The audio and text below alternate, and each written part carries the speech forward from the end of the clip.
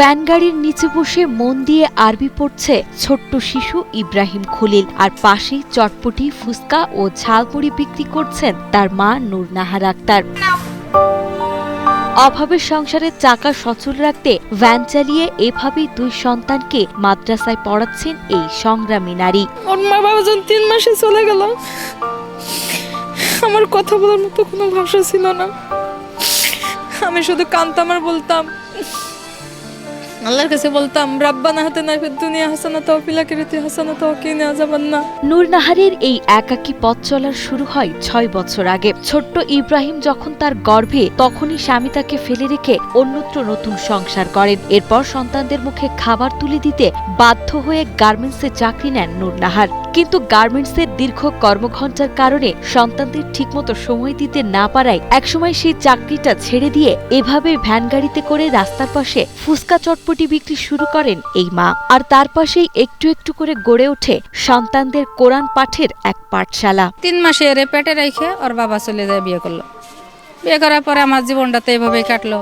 পরে গার্মেন্টসে ছুটি চাই, ছুটি দেয় না। পরে আমি চাকরি ছাড়ি দিলাম, যে ছেলে বাঁচাই আগে, চাকরি চিন্তা পরে করি। প্রতিদিন গাজীপুর শহরের অলিগলিতে এই সংগ্রামী মায়ের দেখা মেলে। তবে তার এই বেঁচে থাকার লড়াই মোটেও সহজ নয়। এলাকার অনেকেই তাকে নির্দিষ্ট কোনো জায়গায় দাঁড়িয়ে শান্তিতে ব্যবসা করতে দেন না। তাই বাধ্য হয়ে প্রতিদিন এক স্থান থেকে অন্য স্থানে ভ্যান নিয়ে ঘুরে ঘুরে তাকে জীবিকা নির্বাহ করতে হয়। এত প্রতিকূলতা, বাধা ও অভাব অনটনের মাঝেও সন্তানদের সুশিক্ষার ব্যাপারে বিন্দুমাত্র আপোষ করে না নূর নাহার। আমার ওখানে একটা দোকান ছিল, যখন দেখে যে আমি একটু ভালো প্রসেসে আছি, ভালোভাবে আছি, মানে সবাই মিলে পরে আমার ওই দোকানটারে ভেঙে দিছে।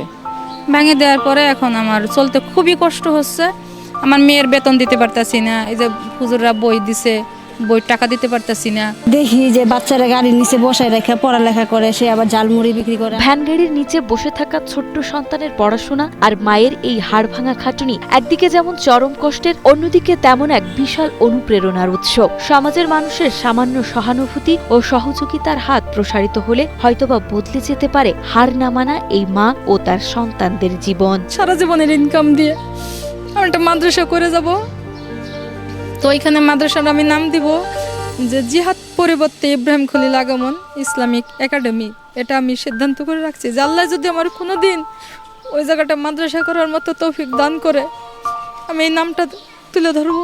ব্যক্তিগণ যারা আছে তারা যাতে দোকানটা যাতে একটু ভালোভাবে করতে পারে, কিছু যদি সাহায্য করে, আর যদি সরকারে যদি একটু তার দিকে নজরদারি করে, কিছু সহযোগিতা যদি করে, তাহলে সে একটু ভালোভাবে চলতে পারে, পোলাপানগুলি ঠিকমতো মানুষ করতে পারে। এইটাই উনি যেহেতু একটা কাজ করে খাইতে চাচ্ছে, তো ওনাকে অবশ্যই এটা সুযোগ দেওয়া উচিত। এটা আমাদের মতো যারা জ্ঞানী গুণ মানুষ আছে তারা তো বোঝে।